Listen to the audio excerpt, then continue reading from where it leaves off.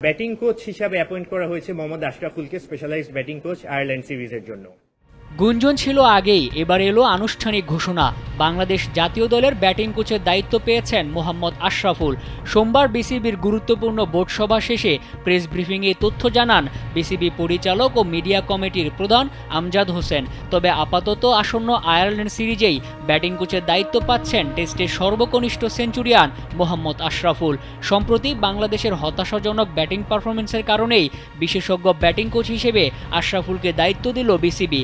বাংলাদেশের ক্রিকেট ইতিহাসের অন্যতম সেরা ব্যাটিং প্রতিভা আশরাফুল এর আগে জাতীয় দলে কাজ না করলেও ঘরোয়া ক্রিকেটে কোচ হিসেবে কাজ করার অভিজ্ঞতা আছে।